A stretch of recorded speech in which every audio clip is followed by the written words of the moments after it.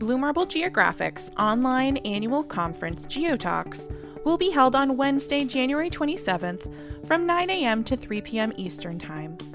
This virtual gathering offers a full day of 30-minute sessions covering a variety of topics, including product updates, tips and tricks, as well as 5 use cases presented by Blue Marble software users from around the world.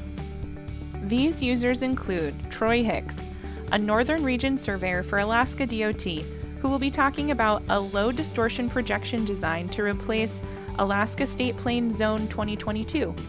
Santiago Medina, a mountain guide and instructor with Argentina Extrema, will be presenting how Argentina Extrema created topographic maps for mountaineering, climbing, and trekking the Andes.